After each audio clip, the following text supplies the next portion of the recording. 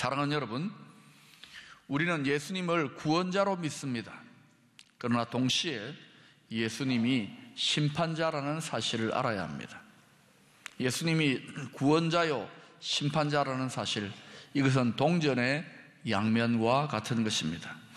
오늘 본문은 예수님이 하나님 아버지와 동등하신 분이라는 것을 제자들에게 가르쳐주고 있는 말씀입니다. 특별히 21절, 22절을 보시면 그 내용이 자세하게 나오는데, 하나님과 동등하신 분이라는 것을 설명하기 위해서 하나님 아버지께서 예수님에게 구원과 심판의 권한을 맡기셨다는 것을 증거하고 있습니다. 여러분 읽어보십시오. 시작. 아버지께서 죽은 자들을 일으켜 살리심 같이 아들도 자기가 원하는 자들을 살리느니라. 아버지께서 아무도 심판하지 아니하시고 심판을 다 아들에게 맡기셨으니. 우리가 믿는 예수님, 구원의 주가 되시지만 동시에 심판의 주가 되신다는 것을 알아야 합니다. 신구약 성경 전체에는 심판이라고 하는 단어가 무려 340번이나 반복되어지고 있습니다. 심판은 부인할 수 없는 우리들의 믿음 생활의 중요한 주제입니다. 하나님의 사랑으로부터 구원의 행위가 나타난다면 공의로우신 하나님의 공의로부터 심판의 역사가 나타나게 되는 것입니다. 하나님의 역사는 사랑과 공의 가운데에서, 구원과 심판 가운데에서 구체화되어 나타나는 것입니다. 사랑과 공의, 구원과 심판을 조절하며 다루는 것이 바로 지혜의 영역입니다. 예수님의 십자가, 바로 하나님의 사랑과 하나님의 공의, 하나님의 구원과 하나님의 심판이 만나는 자리입니다. 십자가는 죄인들을 사랑하시는 하나님의 사랑의 절정임과 동시에 죄를 심판하시는, 죄에 대해 진노하시는 하나님의 심판의 절정의 현장이 바로 십자가입니다. 그런데 심판이 이토록 중요한 주제임에도 불구하고 실제로 믿는 자나 믿지 않는 자나 심판에 대해서 힘들어하고 어려워하고 불편해하는 주제 중에 하나가 바로 심판입니다. 심판에 대한 설교가 교회 강단에서 점점 약화되어지고 있습니다. 또 아예 언급을 하지 않으려고 합니다. 왜냐? 부담스럽고 힘든 주제이기 때문에 그렇습니다. 하나님이 그냥 사랑만 해주시고 구원만 해주시고 우리를 도와주시고 축복만 해주시면 좋을 것 같지만 하나님의 말씀을 읽어보십시오. 그렇지가 않습니다.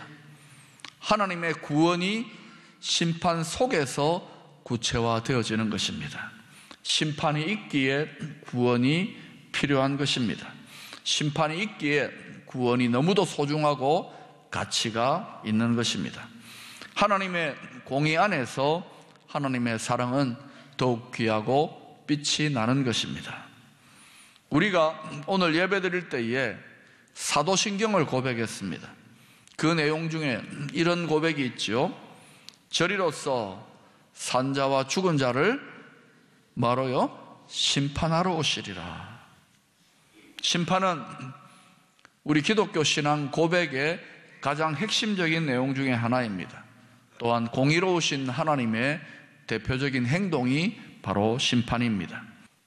어떤 성도가 그리스도의 심판대 앞에 섰어요. 근데 보니까 예수님이 거기 서 계시는 거예요. 첫 마디가 뭐였는지 아십니까? 말씀 많이 들었습니다. 그리스도의 심판대, 예수님이 모든 심판의 주관자라는 사실입니다. 오늘 아침에 저는 교회로 나오려고 아파트에서 나와서 엘리베이터를 타고 주차장을 통과해서 운전을 해서 교회로 왔습니다. 아마 제 예상에는 교회까지 오는 동안에 CCTV에 적어도 한 대여섯 번은 찍히지 않았을까 이렇게 생각합니다. 아마 여러분도 그럴 거예요. 언제 그랬냐? 우리도 모르는 사이에 그렇게 저장이 되어집니다. 마찬가지로 이 우주에는 하나님의 CCTV, 행위의 체계 우리의 모든 행동들이, 우리의 모든 삶의 내용들이 우리도 모르는 사이에 기록되어 저장된다는 것을 알아야 합니다. 마지막 심판의 때에 이 행위의 책에 드러난 우리 삶의 모습들이 우리의 심판 여부를 결정하는 명백한 증거가 될 것입니다. 이 우주적 재판정에서 증거가 있느냐? 증거를 대봐라. 증거가 있으면 증거를 대봐라. 이렇게 이야기할 수 없어요. 왜? 행위의 책에 남김없이 우리의 모든 은밀한 것들이 다 기록되어 드러날 것이기 때문입니다. 자, 그런데 여기서 분명하게 알아야 할 사실이 있습니다. 그것은 어린 양의 생명책에 그 이름이 기록된 성도들을 향한 행위 심판과 생명책에 그 이름이 기록되지 못한 사람들의 행위 심판의 그 성격이 완전히 다르다는 것입니다. 첫째로 예수 그리스도의 생명책에 그 이름이 기록된 성도들의 행위 심판은 상급을 위한 심판입니다. 다시 말하면 하나님의 자녀로서 어떤 믿음의 삶을 살았는지 그 믿음을 평가하는 의미의 심판입니다. 이 평가를 통해서 하나님께서 우리 믿음의 삶에 대하여 주실 상이 결정되어지는 것입니다. 그런데 고린도전서 3장 15절에는 자신의 귀한 것을 들여서 최선의 삶을, 믿음의 삶을 살지 않았던 성도들의 구원의 모습을 이렇게 말씀하고 있습니다. 누구든지 그 공적이 불타면 해를 받으리니 그러나 자신은 구원을 받되 불 가운데서 받은 것 같으리라.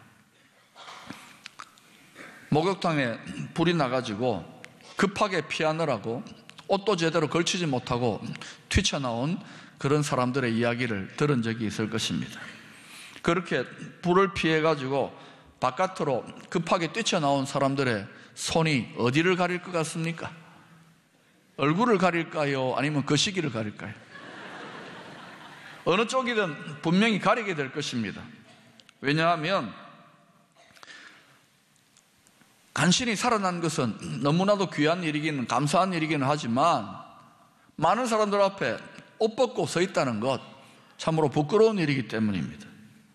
구원을 받되 불 가운데서 겨우 뛰쳐나온 사람들처럼 간신히 구원을 받는다는 것, 이것은 분명히 존귀와 영광 가운데에 상을 받는 구원의 모습과는 거리가 먼 모습입니다. 우리는 이렇게 말하는 분들이 있습니다. 마음속으로 이렇든 저렇든 구원만 받으면 되고 천국만 가면 되지. 물론 영원한 심판에 떨어지지 아니하는 그것만 해도 너무 귀하고 감사한 일이지요. 그러나 간신히 구원받은 사람과 큰 상급을 받는 사람들의 구원의 모습은 분명히 다를 것입니다. 모두가 영광스러운 상급을 받아서 기뻐하며 감격하고 있는데 본인만 그 자리에서 벌거벗은 사람처럼 아무런 상도 없이 그저 서 있다면 얼마나 부끄럽겠습니까? 다시 한번 내 인생에 기회가 주어진다면 하고 크게 후회하지 않을까요? 저는 교회 사역을 감당하면서 때로는 성도님들이 교회를 섬기고 주님을 섬기는 모습을 보면서 큰 도전을 받을 때가 있습니다. 힘들고 어려운 여건 속에서도 한결같이 귀한 것을 들여서 열심으로 주님을 섬기는 그런 성도들을 보면 장차 하나님 나라에서 저 성도가 받을 그 영광과 상급이 얼마나 크고 귀할까, 이런 생각을 실제로 해봅니다. 또 장례를 집례할 때에 일생 하나님 위해서 충성을 다한 성도들의 장례를 집례할 때면은 이별의 아쉬움도 있지만은 이 성도가 주님의 품에 안겨 얼마나 큰 영광 가운데 상급을 누리고 있을까, 이런 상상을 해보는 것입니다. 디모데후서 4장 7절 8절에 마지막까지 최선을 다해 달려갔던 사도 바울이 자신의 믿음의 여정을 회고하면서 이런 고백을 하고 있습니다. 나는 선한 싸움을 싸우고 나의 달려갈 길을 마치고 믿음을 지켰으니 이제 후로는 나를 위하여 의의 면류관이 예비되었으므로 주 곧 의로우신 재판장이 그날에 내게 주실 것이며 내게만 아니라 주의 나타나심을 사모하는 모든 자에게 도니라. 사랑하는 여러분, 주를 믿는 여러분의 이름이 어린 양의 생명책에 기록되어 있는 줄로 믿습니다. 그러나 또 다른 책이 우리 앞에 펼쳐질 것입니다.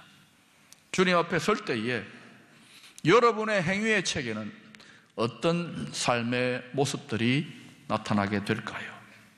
그날에 부끄럽지 않게 큰 상급을 받을 수 있도록 충성된 모습으로 믿음의 경주를 끝까지 완주할 수 있기를 축원합니다.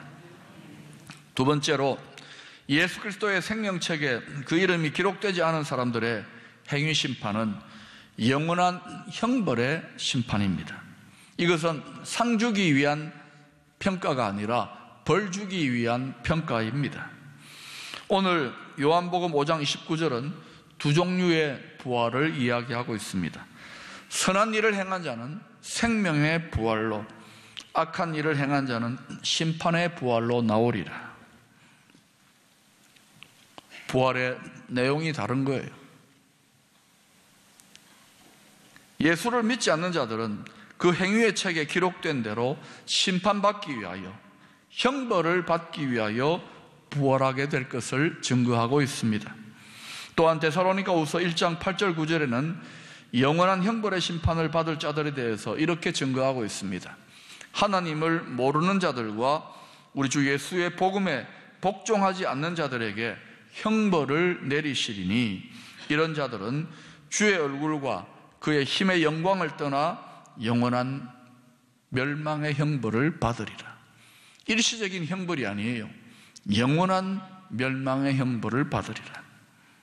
자, 그렇다면 성경이 밝히 증거하고 있는 것처럼 하나님의 심판이 있다면 우리 믿는 자들은 과연 어떻게 살아가야 할까요? 첫째로, 끝까지 자신의 믿음을 지키며 살아야 하겠습니다. 마태복음 24장에는 주님이 다시 오실 날에 대한 여러 가지 징조들을 설명하면서 13절에 이렇게 권면하고 있습니다. 그러나 끝까지 견디는 자는 구원을 얻으리라. 끝까지 믿음을 지켜야 된다는 것입니다. 언제까지 믿어야 하느냐? 끝까지. 끝까지 믿기 위하여 꼭 필요한 믿음의 성분이 있다면 그것은 바로 인내인 것입니다. 언제까지 인내해야 하는가? 예수 그리스도가 다시 오셔서 모든 것을 심판하시고 우리의 구원을 완성하실 그때까지입니다. 우리 주위에 보면은 함께 믿음의 경주를 잘 달려가던 분들이 시험에 들거나 유혹에 빠져서 믿음에서 떠나는 경우들이 있습니다. 참 안타까운 일이죠. 그러나 이런 일들이 실제로 일어납니다. 이런 분들 중에는 믿음이 약하거나 또는 믿음이 어려서 흔들리고 넘어지는 분들도 있겠지만 나름대로 성경에 대한 지식도 있고 신앙의 체험도 있고 또 교회 사역도 감당을 했던 분들이 믿음에서 떠나는 경우들이 왕왕 있습니다. 제가 오래전에 미국의 이민교회를 섬길 때에 아주 충격적이고도 힘든 경험을 했던 적이 있습니다. 나름대로 교회에서 신앙훈련을 많이 하고 또 열심으로 사역을 감당했던 한 집사님이 여자가 생긴 것입니다.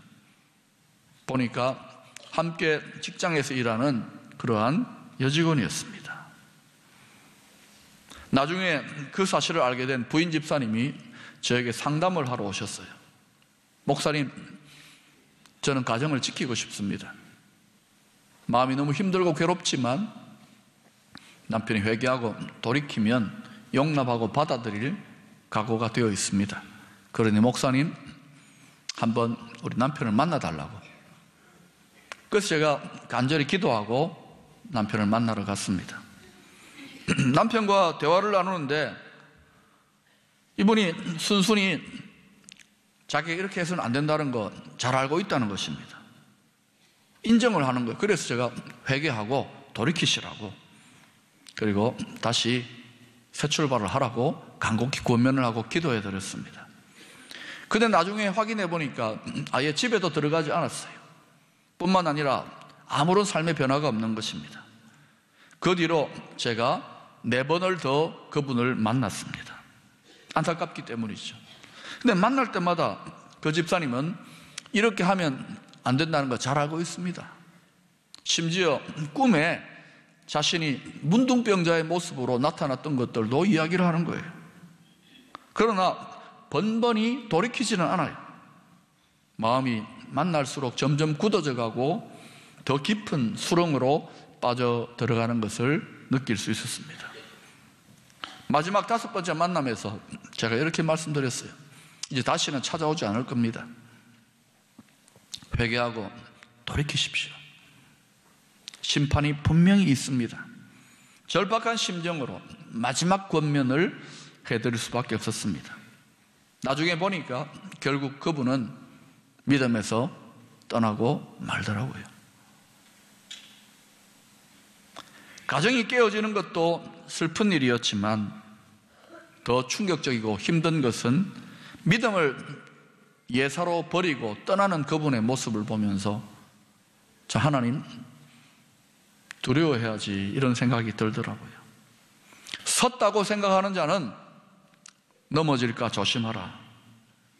유혹의 파도가 넘실대는 이 세상 속에서 우리들의 소중한 가정을 잘 지켜야 하겠습니다. 무엇보다도 두렵고 떨림으로 끝까지 믿음 안에 붙어 있기를 축원합니다. 지금 내 믿음이 잘 세워져 있다라고 방심하면 안 되는 것입니다. 2번째로 깨어서 자신에게 맡겨진 사명에 충성을 다함으로 상급을 받도록 해야 하겠습니다.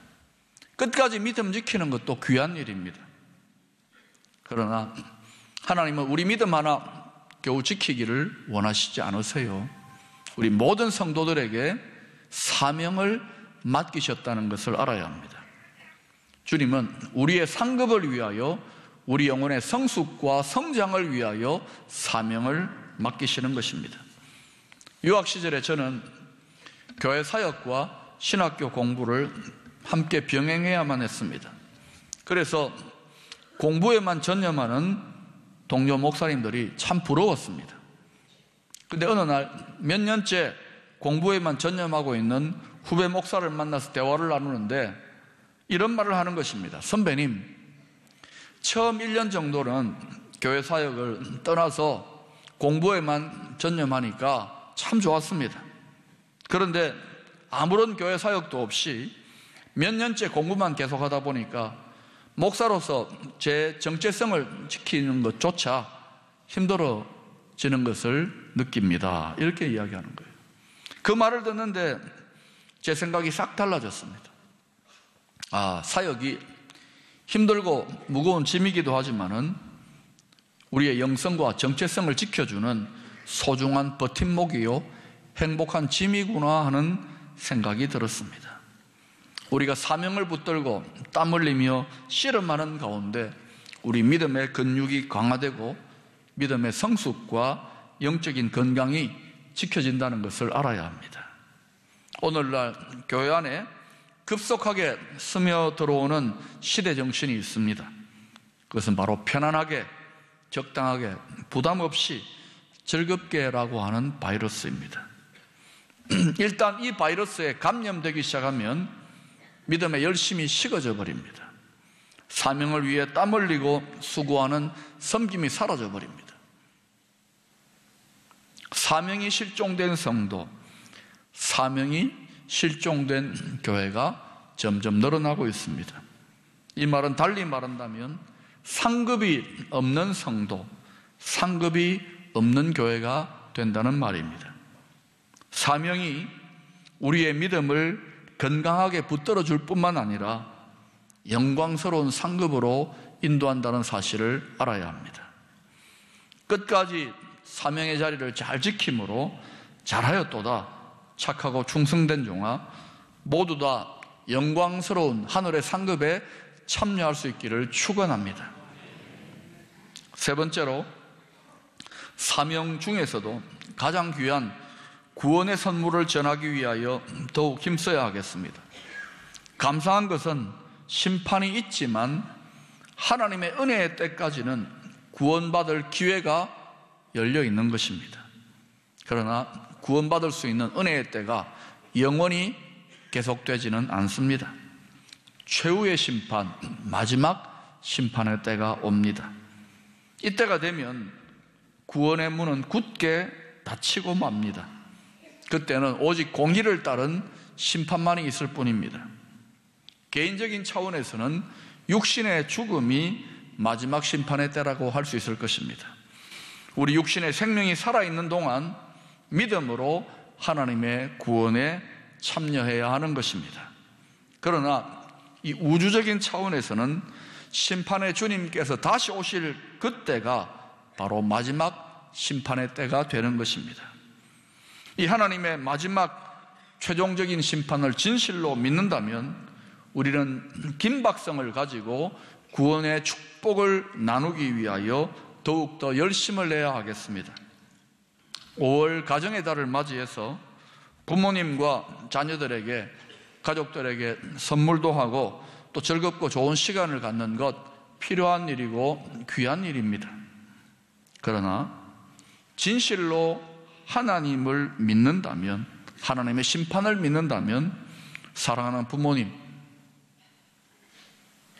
이분들이 믿음 안에 있는지 이분들에게 먼저 구원의 선물을 안겨드리는 것이 가장 귀한 효도인 줄로 믿습니다. 또한 자녀들에게 믿음의 선물을 유산으로 잘 물려주는 것이 자녀들을 진심으로 사랑하는 지혜로운 부모인 줄로 믿습니다. 하나님의 심판이 있다면 가정을 믿음의 반석 위에 세우는 것, 그것이 가장 복된 가정의 모습입니다. 뿐만 아니라 가족을 넘어서서 우리 삶의 순간순간 만나는 모든 사람들을 향하여 지혜의 말과 모범적인 삶으로 구원의 복음을 증거하기를 힘써야 하겠습니다. 다니엘서 12장 3절에는 이런 성도들에게 주시는 영광스러운 약속의 말씀이 있습니다. 지혜 있는 자는 궁창의 빛과 같이 빛날 것이요 많은 사람을 옳은 대로 돌아오게 한 자는 별과 같이 영원토록 빛나리라. 프랑스 파리에 가면은 로댕의 생각하는 사람이라는 유명한 조각품을 볼 수 있습니다. 근육질에 벌거벗은 남자가 턱에 손을 괴고는 깊은 생각을 하고 있는 그런 작품이죠. 여러분도 다 기억하실 것입니다. 도대체 이 남자는 무엇을 그렇게 골똘하게 생각하고 있는 것일까요? 어떤 분은 이런 생각을 한다고 합니다. 내 팬티 누가 훔쳐갔나? 휴지가 없는데 어떻게 하나? 뭐 이런 생각을 한답니다. 그런데 이 작품은 단테의 신곡에 나오는 지옥의 문을 표현하는 여러 조각상들 중에 하나라고 합니다. 다시 말하면 지옥문 앞에서 그 영원한 심판을 바라보면서 인생들을 생각하는 그런 작품의 모습이라고 할 수 있는 것입니다. 사랑하는 여러분, 하나님의 심판이 있습니다. 그 심판에 대해서 우리 또한 깊이 생각해야 합니다. 나는 예수 믿고 구원받았으니까 괜찮아, 너무 쉽게, 너무 안일하게 생각하지 마시기를 바랍니다. 깊이 생각해야 합니다. 심판이 있다면, 또 우리의 믿음에 대한 평가가 있다면 어떠한 믿음의 삶을 살아가는 것이 가장 지혜로운 모습일까? 우리는 오늘 이 말씀 앞에서 우리의 삶을 다시금 어떻게 살아가야 될 것인지 적용하고 결단해야 되겠습니다.